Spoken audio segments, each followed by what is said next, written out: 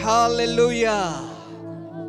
Betapa besar, ajaib, mulia, dan agung Engkau Tuhan.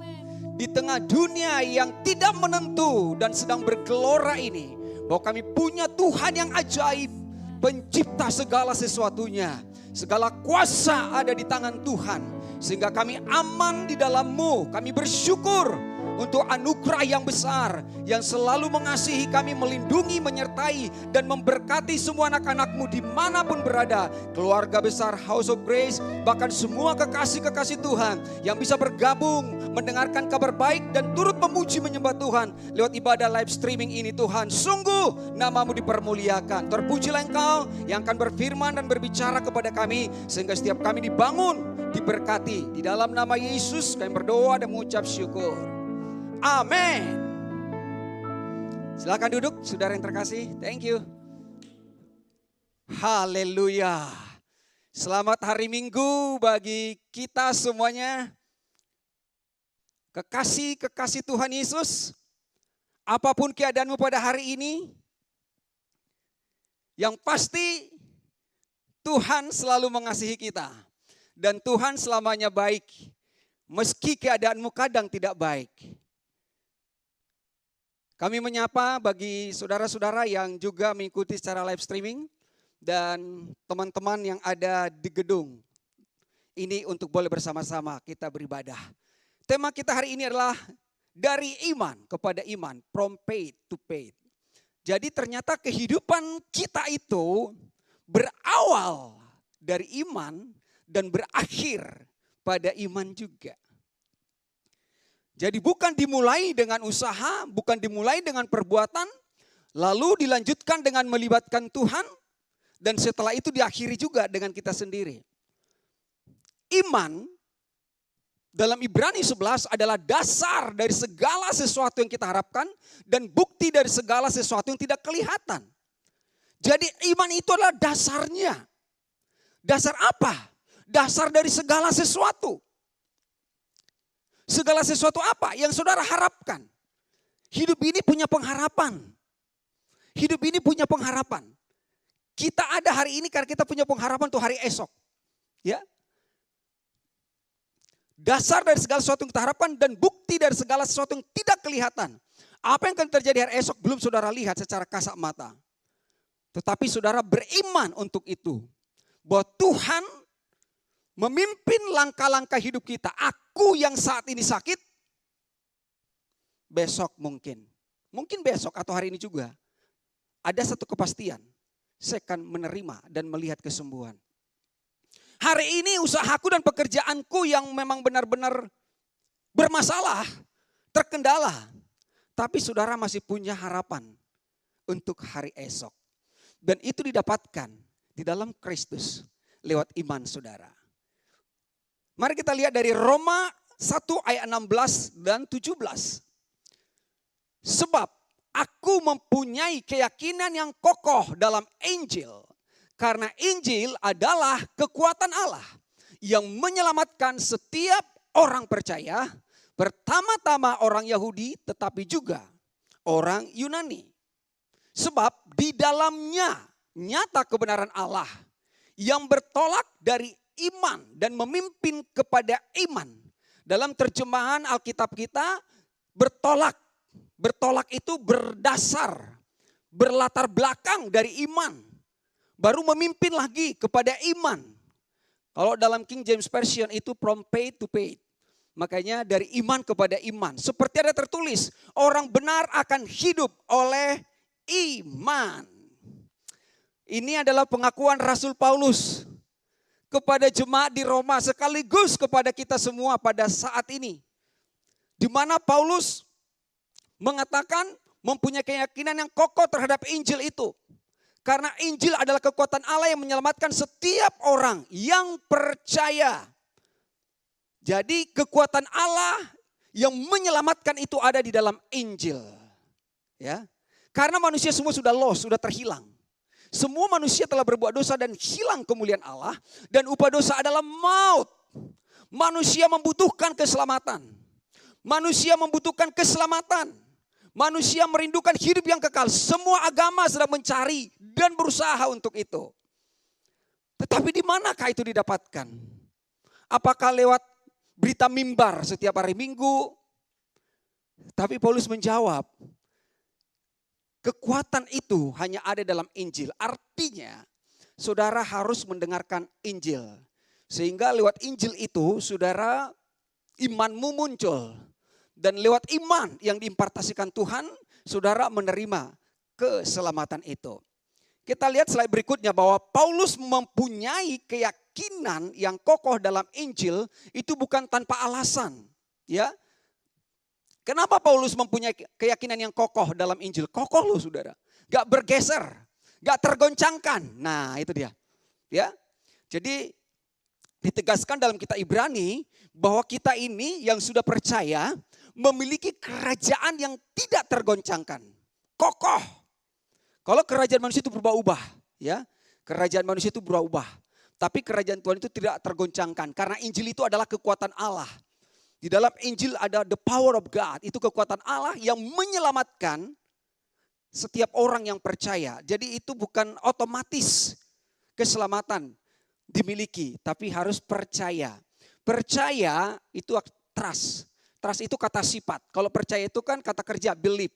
Jadi hari ini saudara bisa percaya, besok tidak percaya. Tapi kalau trust itu artinya itu percaya kepada kebenaran. Dan kebenaran itu adalah iman yang saudara imani. Jadi menyelamatkan setiap orang yang beriman. Beriman kepada Kristus. Berita Injil adalah berita tentang salib. Nah ini dia. Jadi iman saudara lahir di sana. Berita Injil itulah tentang salib. Itu akan dikatakan kabar baik. Berita tentang salib. Berita tentang perbuatan Kristus. Apa itu salib? Disaliblah Yesus telah mengerjakan semuanya. Karya penyelamatan saudara, kesembuhan saudara, pemulihan ekonomi saudara, pemulihan rumah tangga saudara, masa depan saudara, semuanya sudah dipulihkan, disempurnakan, ditebus kembali. Apa yang sudah hilang lewat pelanggaran Adam. Dan Kristus telah menyelesaikan itu di kayu salib. Jadi ini bukan berarti tentang perbuatan manusia. Ini bukan berarti usaha saudara. Bukan berarti semua rutinitas kegiatan agamawi kita. Tetapi iman saudara kepada karya daripada Yesus Kristus di kayu salib. Di mana di kayu salib itu semua sudah selesai. Tetelestai. Jadi bukan perbuatan manusia atau rutinitas usaha orang-orang agamawi. Saudara dengan segala kekuatan ibadahnya. Kita lihat berikutnya di dalam 1 Korintus 1 ayat yang ke-18. Sebab pemberitaan tentang salib memang adalah kebodohan bagi mereka yang akan binasa. Tetapi bagi kita yang diselamatkan, pemberitaan itu adalah kekuatan Allah. Ditertawakan saudara, orang agamawi belum percaya semua apa yang sudah diselesaikan oleh Kristus ini ya. Itu sebabnya Paulus mengatakan memang pemberitaan tentang salib adalah kebodohan. Kebodohan bagi mereka yang akan binasa. Bagaimana mungkin kamu pasti selamat? Apa usahamu? Apa kontribusimu? Kok segampang itu? Nah, udah diberikan Tuhan begitu dengan anugerahnya kita bilang kok segampang itu? Tapi begitu diberikan hukum Taurat, siapa yang sanggup mendengarkan perkataan ini? Siapa yang bisa mengikutinya? Nah manusia serba salah. Ya, karena apa? Belum mengalami kasih Tuhan. Sebab pemberitaan tentang salib memang adalah kebodohan bagi mereka yang akan binasa. Yang selalu terus mengandalkan kekuatannya, masih fokus kepada dirinya, kepada kinerjanya. Tetapi bagi saudara dan saya, bagi kita yang diselamatkan, yang telah percaya, yang telah menerima Yesus sebagai Tuhan dan Juru Selamat, pemberitaan ini adalah kekuatan Allah. Nah, jadi di dalam pemberitaan Injil ada kekuatan Tuhan. Maka saat ini kita sedang mendengarkan pemberitaan Injil dan saudara sedang menerima kekuatan Tuhan dalam hidup saudara. Kekuatan Tuhan yang melenyapkan kelemahan saudara. Kekuatan Tuhan yang menyembuhkan sakit penyakit saudara. Kekuatan Tuhan yang memulihkan kondisi keluarga, ekonomi, kehidupan saudara. Apapun itu. Saudara tidak punya kekuatan untuk itu. Tetapi Tuhan punya kekuatan yang sudah diberikan kepada saudara ketika saudara percaya mendengarkan berita Injil ini. Jadi berita Injil adalah kebodohan bagi siapa?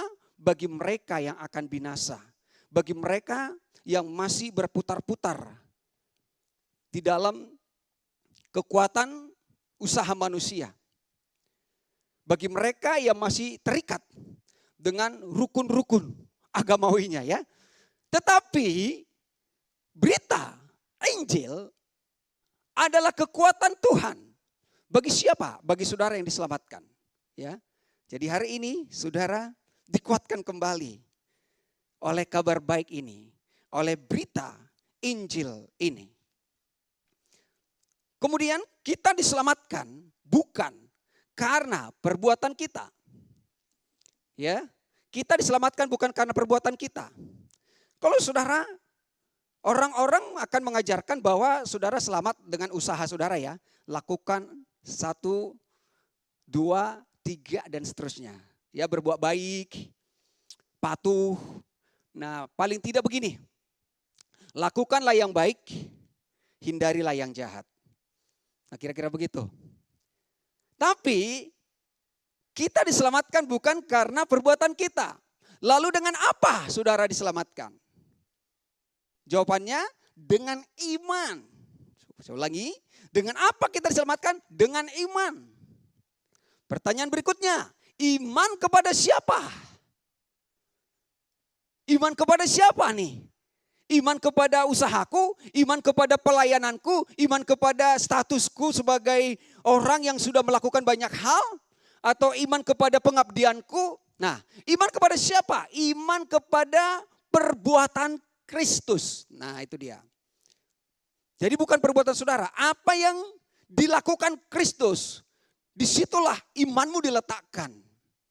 Dan perbuatan Kristus itu terjadi di mana? Kayu salib. Dia sudah menanggung semua dosa kita, penderitaan kita, semua kutuk, semua surat hutang dihapuskan. Dan sudah dibereskan satu kali untuk selamanya. Efesus 2:8 dan 9. Bagaimana Paulus berkata pada jemaat di Efesus tentang keselamatan yang saudara terima adalah karena kasih karunia. Sebab karena kasih karunia kamu diselamatkan oleh iman. Jadi kasih karunia itu berlaku untuk semua orang. Kasih karunia itu pemberian cuma-cuma. Gratis. Gratis bukan berarti tidak dibayar. Justru karena sudah dibayar oleh Kristus. Dan dia diberikan cuma-cuma karena terlalu mahal. Jadi tidak ada manusia yang bisa membayarnya. Sebab karena kasih karunia kamu diselamatkan oleh iman. Tetapi saudara perlu percaya, perlu trust, perlu iman. Untuk menerima apa yang dikerjakan Kristus tadi di kayu salib. Supaya saudara tidak berbalik lagi kepada usaha saudara seperti yang dilakukan oleh Adam. Untuk menutupi kekurangan dan kesalahannya dengan membuat pakaian dari daun ara. Itu usaha agama. Baik, ya baik. Benar? No. Ya, baik belum tentu benar. Jadi apa yang dilakukan oleh orang-orang agamawi pada umumnya baik. Ya, tapi bukan benar. Benar juga belum tentu kebenaran. Sebab banyak orang menganggap semua benar. Tapi bukan kebenaran. Kebenaran hanya satu. Yesus adalah kebenaran. Ya. Sebab karena kasih karunia kamu diselamatkan oleh iman, itu bukan hasil usahamu tetapi pemberian Allah. Jadi bukan hasil usaha kita, tapi pemberian Tuhan. Itu bukan hasil pekerjaanmu. Jangan ada orang yang memegahkan diri. Nah di sini sudah jelas tidak ada kontribusi saudara di dalam keselamatan ini.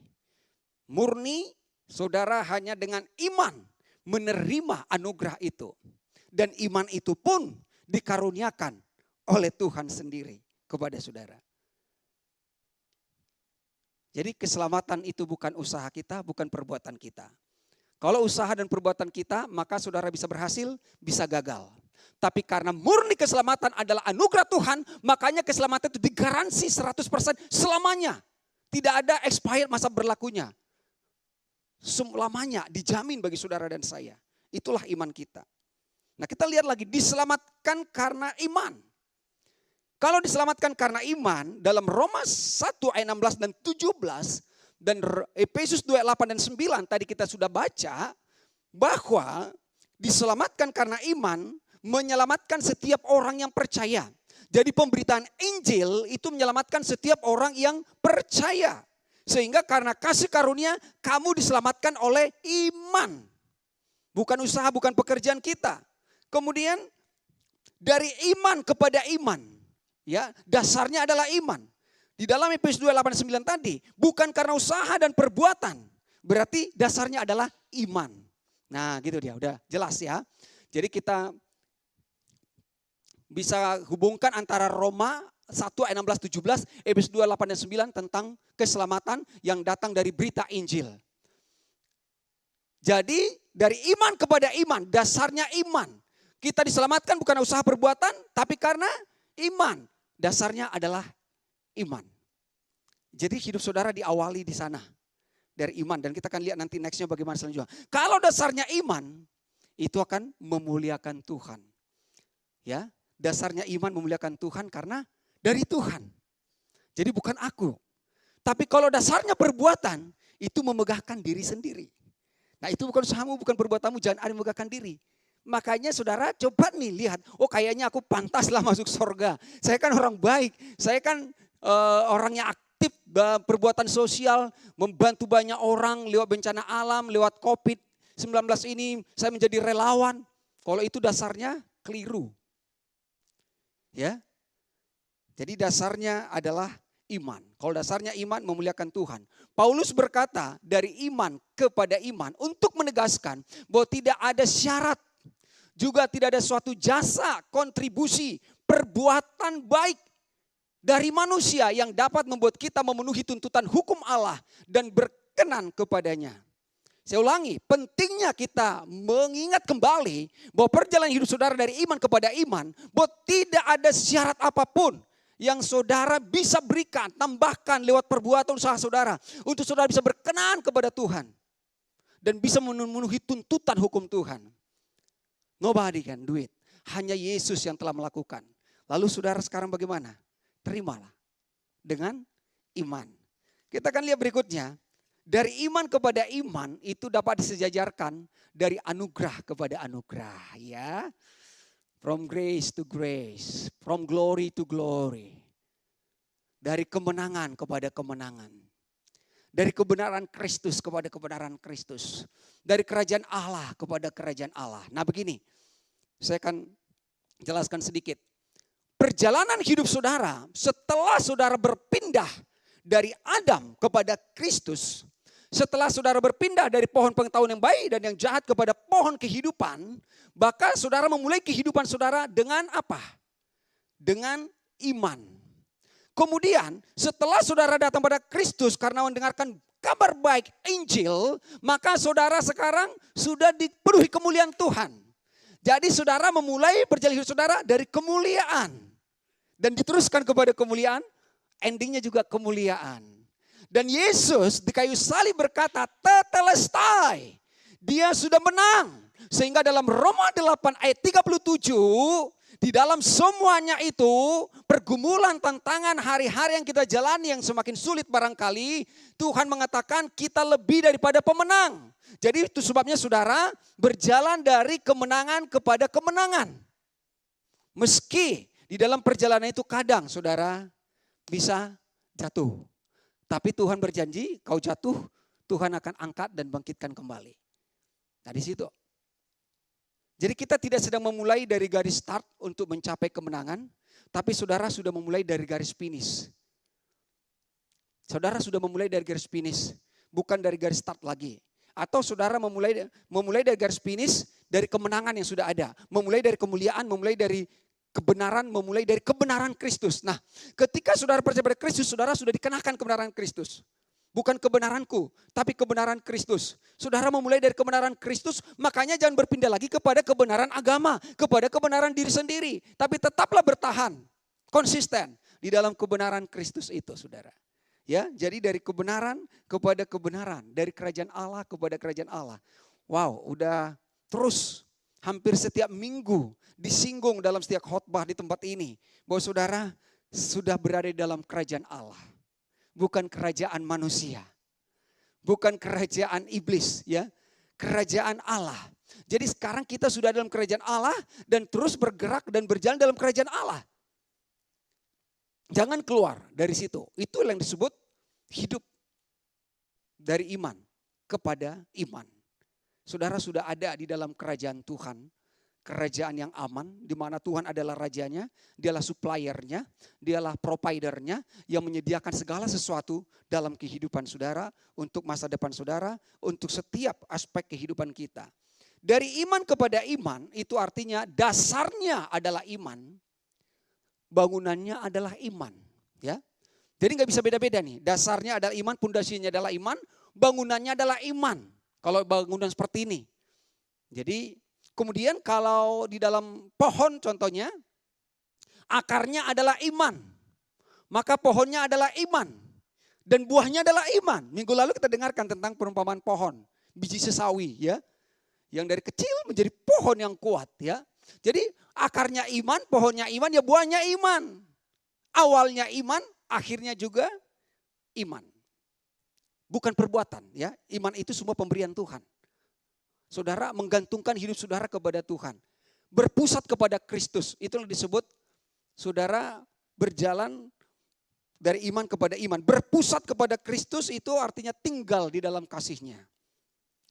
Tinggal di dalam kerajaannya. Itu dia saudara sekarang. Saudara sudah tinggal di dalam kasih Tuhan. Sudah tinggal di dalam kerajaan Tuhan. Sudah mengikuti jalan Tuhan. Sudah mengikuti kehendak Tuhan.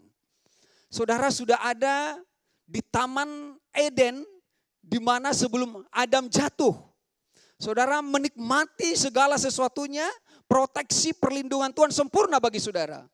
Meski ada Omikron, Omega, dan bukan Obed ya. Soalnya awalnya inisialnya O lagi. Jangan takut hal itu saudara ya. Semua itu akan berlalu.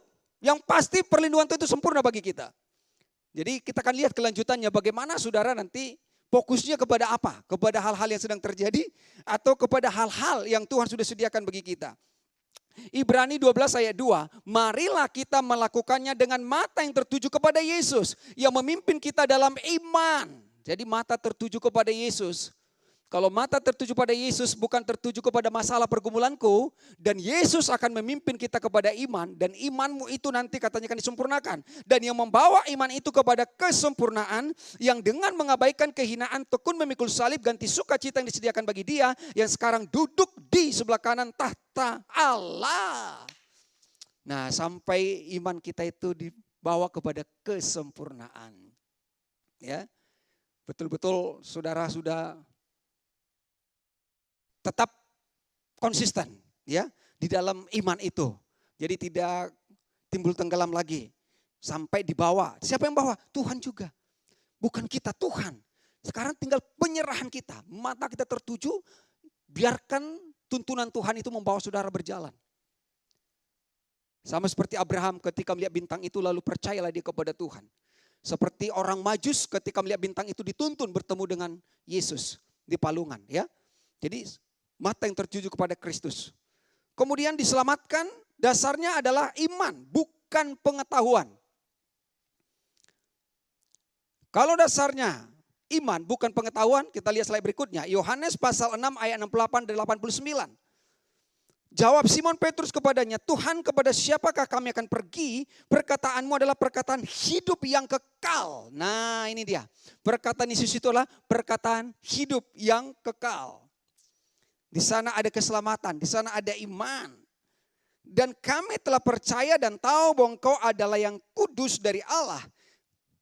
Ya, inilah pengakuan dari Petrus. Artinya apa? Iman timbul dari pendengaran, dan pendengaran akan firman Kristus atau perkataan Kristus. Oleh sebab itu perhatikan apa yang saudara dengarkan hari-hari ini. Ya, saudara dengar di YouTube banyak sekali berita-berita. Ramalan-ramalan. Bulan Februari ini katanya bulan yang agak sulit. Apakah saudara percayakan itu? Atau apa kata Tuhan? Hari inilah hari yang Tuhan jadikan bagimu. Bersukacitalah dan bergembiralah. Tuhan punya rancangan, dan rancangannya rancangan damai sejahtera, masa depanmu penuh harapan. Sebab di dalam Tuhan masa depanmu sungguh ada, harapanmu tidak akan hilang. banyaklah rencana di hati manusia, tapi keputusan Tuhan yang terjadi. Dan Tuhan sudah telah memutuskan bahwa saudara akan selalu dilindungi dan dipelihara oleh Tuhan. Itu dia. Ya. Perkataanmu adalah perkataan hidup dan yang kekal. Nah, jadi percaya kepada Kristus, maka kita akan tahu siapa Kristus. Percaya dulu baru tahu. Jadi dasarnya bukan pengetahuan, tapi iman. Gitu loh. Jadi saudara percaya dulu. Jangan berusaha untuk tahu. Kalau saudara berusaha untuk tahu, itu nanti pengetahuan saudara. Dari pengetahuan baik dan jahat tadi. Tapi ketika saudara percaya kepada Kristus, bahwa Yesus adalah juru selamat Tuhan yang baik, saudara nanti akan tahu tentang dia. Saudara akan tahu semua karya-karya yang dilakukan Tuhan dalam hidup saudara. Soal tahu mah, ahli Taurat juga tahu kok. Tahu firman, namanya juga ahli Taurat. Orang Farisi, mereka fasih, paham. Tapi apakah mereka punya iman kepada Kristus? Tidak. Jadi dasarnya bukan pengetahuan saudara. Justru pengetahuan terkadang menjauhkan manusia dari Tuhan. Tapi ketika iman, itulah yang membuat saudara melekat kepada Tuhan. Jadi dasarnya adalah iman, bukan pengetahuan. Jangan kejar pengetahuan. Miliki iman, otomatis nanti Tuhan akan bukakan dirinya kepada saudara. Karena itu semua harus lewat bukan pembelajaran, tapi pewahyuan. Dan pewahyuan itu disingkapkan lewat iman kepada saudara. Kemudian dasarnya adalah iman, bukan penglihatan. Nah ini dia, penglihatan. Jikalau engkau percaya, engkau akan melihat kemuliaan Allah. Yohanes 11 ayatnya 39 dan seterusnya. Kata Yesus, angkat batu itu. Marta, saudara orang yang meninggal itu berkata kepadanya, Tuhan, ia sudah berbau sebab sudah 4 hari mati. Ini kejadiannya adalah Lazarus telah mati 4 hari, baru Yesus hadir. Dan Marta begitu sedihnya meratapi saudaranya ini. Dan menyesalkan kenapa Yesus tidak hadir sebelum Lazarus mati. Tapi Yesus berkata, bukankah telah kukatakan kepadamu, jikalau engkau percaya.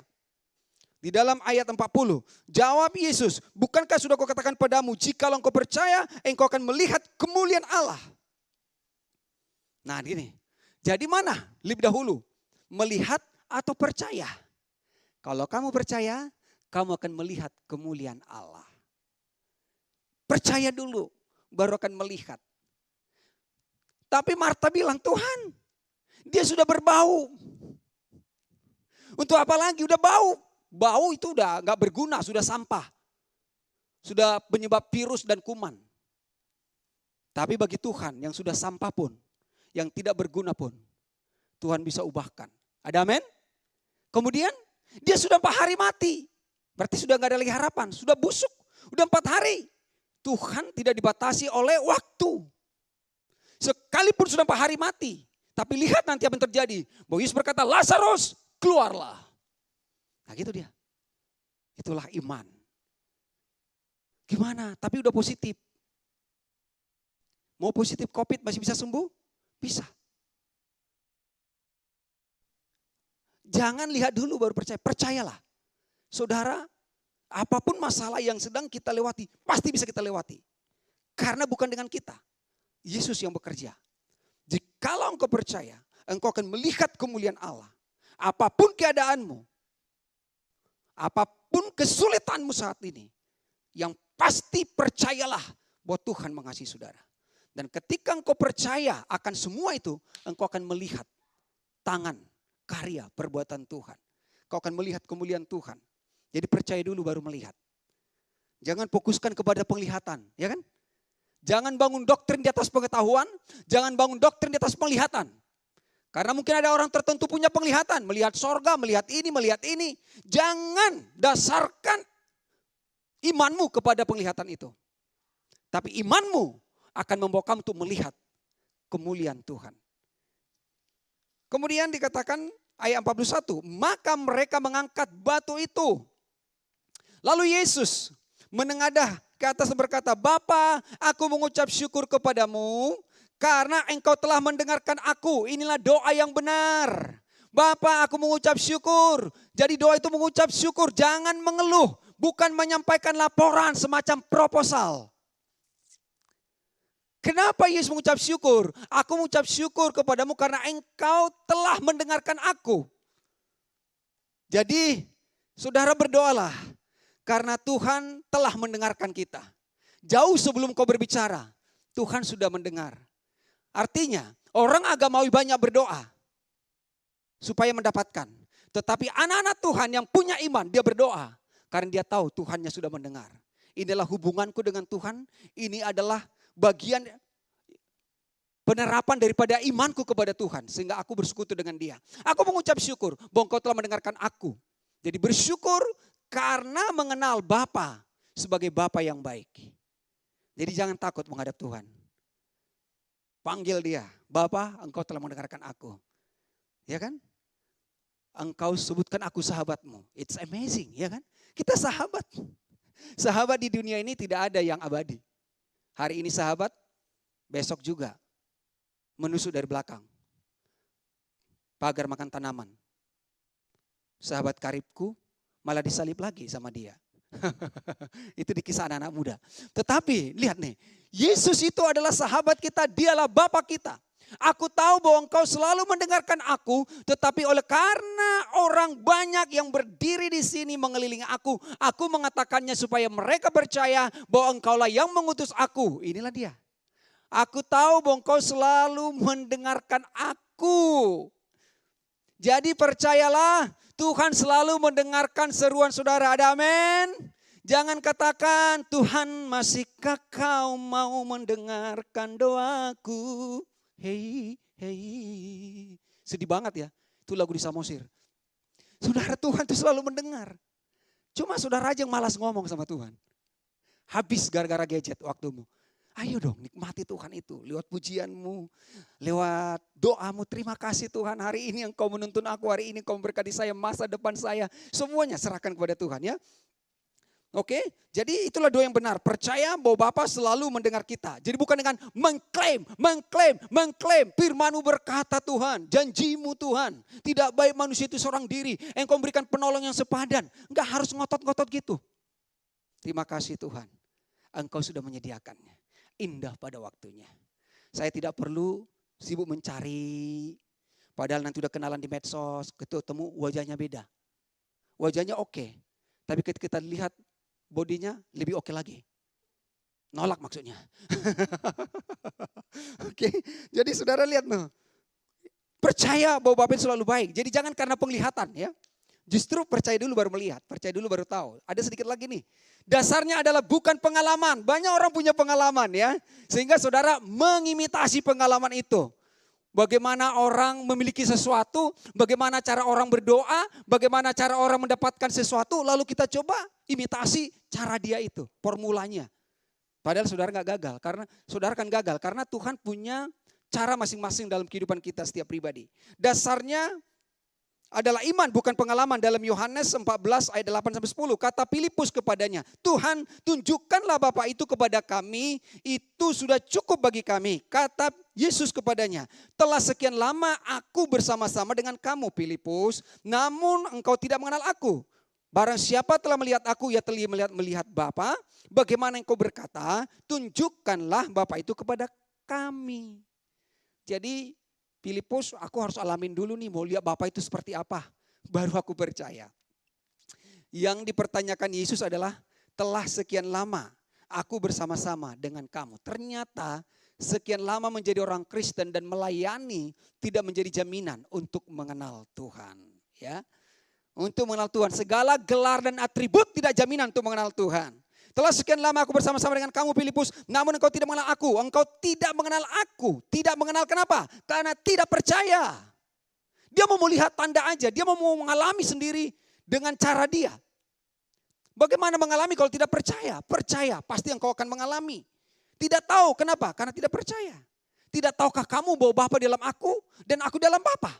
Kalau kau sudah percaya kepada aku, Bapa dalam aku dan aku dalam Bapa, engkau sudah melihat aku. Gitu maksudnya. Gimana saya mau jelaskan kepada kamu Filipus? Berapa SKS lagi harus belajar? Sudah 3 tahun bersama-sama. Ya. Jadi jangan berdasarkan pengalaman. Banyak orang dalam pelayanan banyak pengalamannya. Pengalaman-pengalaman rohaninya. Jangan saudara ikuti itu menjadi dasar bagi saudara, imanmu, maka Tuhan akan munculkan pengalaman bersama dengan dia. Yang terakhir, dalam ayat 10, tidak percayakah engkau bahwa aku di dalam Bapa dan Bapa dalam aku? Apa yang kukatakan kepadamu, tidak aku katakan dari diriku sendiri, tetapi Bapa yang diam di dalam aku, dialah yang melakukan pekerjaannya. Nah, itulah iman. Bukan aku yang melakukannya, kata Yesus, tapi Bapa yang di dalam aku, dialah yang melakukan pekerjaannya. Tidak percayakah engkau? Ini menjadi pertanyaan. Tidak percayakah engkau? Kalau Yesus berkata kepada Filipus, kepada murid-murid, hal yang sama kepada gereja Tuhan. Di tengah situasi di mana kita tidak bisa melihat hal-hal yang kita inginkan. Justru sebaliknya. Lalu Tuhan berkata, tidak percayakah engkau? Percaya apa? Bahwa Bapa dalam aku, dialah yang melakukan pekerjaannya. Tidak percayakah saudara? Bahwa Kristus sudah menyelesaikannya bagi saudara. Dan dia jugalah yang akan menyelesaikannya dalam hidup saudara. Dalam perjalanan saudara. Bukan saudara, itu sebabnya bukan kuat, bukan gagah. Tapi rohku, kata Tuhan. Ya, Kristus yang di dalam kita, dialah yang melakukan pekerjaannya. Memimpin kita kepada iman dan menyempurnakan iman kita itu. Dialah yang membawa kita berjalan dari iman kepada iman. Iman itu menciptakan dari apa yang tidak ada menjadi ada. Iman itu datang dari perkataan Kristus. Seperti Roma 10 ayat 17. Jadi iman timbul dari pendengaran dan pendengaran akan firman Kristus. Sama seperti Tuhan dalam kitab Kejadian, berfirmanlah Allah. Ketika Tuhan berbicara, maka jadilah. Jadi terang. Semuanya baik. Maka kekasih-kekasih Tuhan pada hari ini, marilah kita hidup dalam iman. Berjalanlah dari iman kepada iman. Lewatilah hidupmu bahwa imanmu ada pada Kristus. Dan Yesus lebih besar dari apapun dalam hidup kita. Saudara yang sakit disembuhkan, saudara yang susah dihibur, apapun pergumulan kita pada hari ini. Dengan iman, engkau sudah menang, bahkan lebih dari pemenang. Tuhan Yesus memberkati kita semuanya. Kita berdoa. Tuhan Yesus, kami bersyukur pada siang hari ini. Kami telah mendengarkan kabar baik Injil Kristus. Iman kami timbul. Dan kami telah memiliki iman di dalam anak Allah. Sehingga kami dibawa dari iman kepada iman. Engkaulah yang menyempurnakan iman kami. Orang benar akan hidup oleh iman. Bukan karena penglihatan, bukan karena tanda-tanda, bukan karena pengetahuan, bukan karena pengalaman. Tetapi sebagai orang beriman, kami akan melihat, kami akan mengalami, kami akan mengetahui bahwa Tuhan kami selalu baik dan rencananya indah bagi kami. Terima kasih Tuhan Yesus. Semua kami anak-anakmu disegarkan, dikuatkan, dibangun kembali. Dasarnya adalah iman, bangunannya iman. Akarnya iman, pohonnya iman, buahnya iman, awalnya iman, akhirnya pun iman. Inilah hidup kami di dalam Kristus Yesus hari ini sampai selama-lamanya. Amin.